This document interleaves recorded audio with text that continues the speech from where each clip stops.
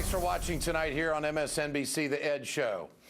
Now, this is ultimate spin. Today, Governor Scott Walker out of Wisconsin, he testified before the Republican-led House Oversight Committee in Washington and explained his attack on unions in the middle class is, quote, truly progressive? That's what he said?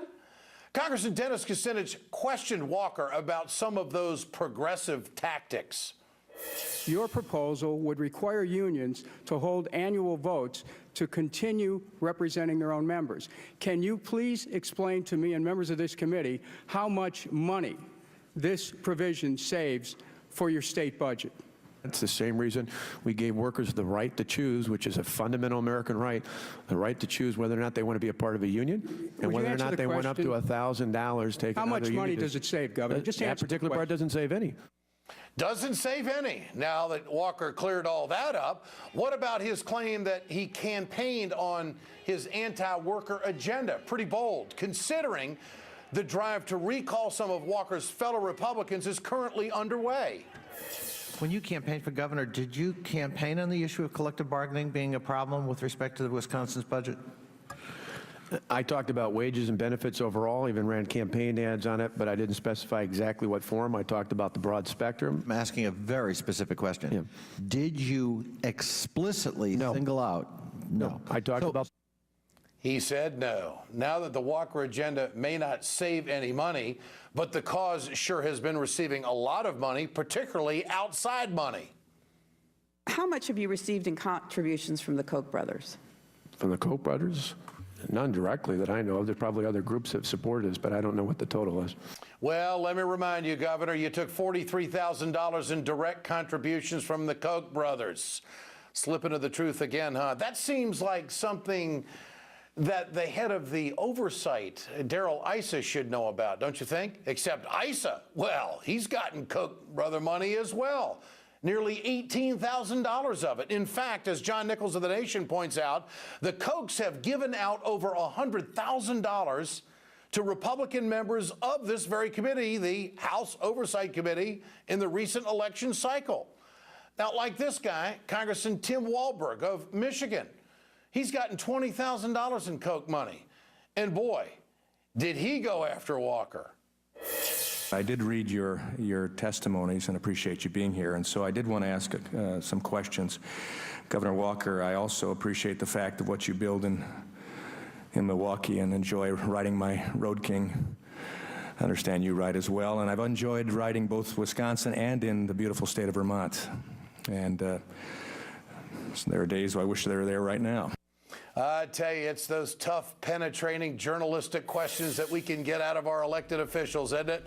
Time now to call in our friend from the Washington correspondent of The Nation, John Nichols.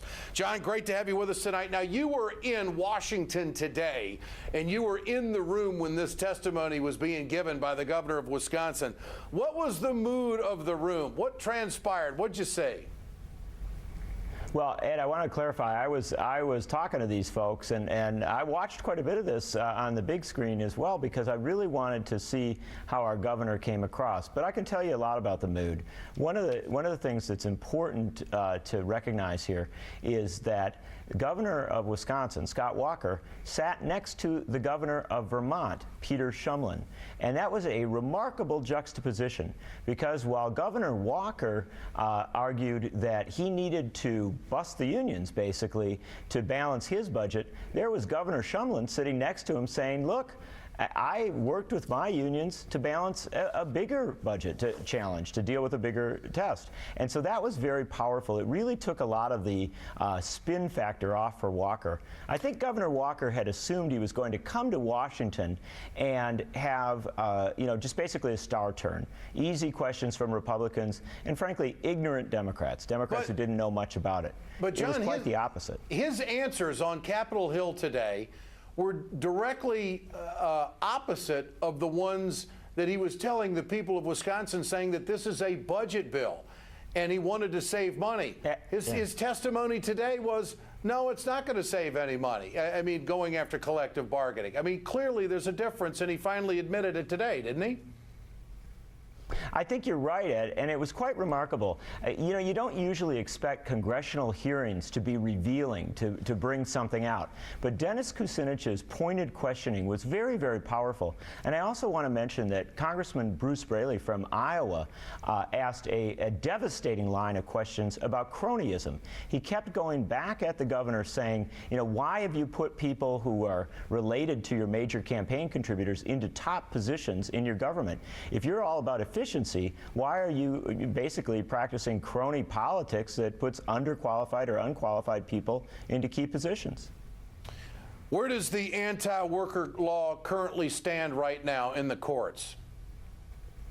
Well, Judge Marianne Sumi in Madison this afternoon clarified a number of the lawsuits that are in play. She said that county officials do not have the standing to bring one of the suits. By the same token, she said another major suit being brought by the district attorney, who has standing, can go forward. She has maintained her temporary restraining order, so the law is still on hold. And I think that's an important thing to point out, because in this committee hearing, Governor Walker and some of the Republicans seem to be trying very hard to suggest that the law is in place and that it's actually going forward, when in reality it is still under a great deal of judicial scrutiny. How was Walker received today on the Hill? Was he received by the Republicans as a hero? How did that go?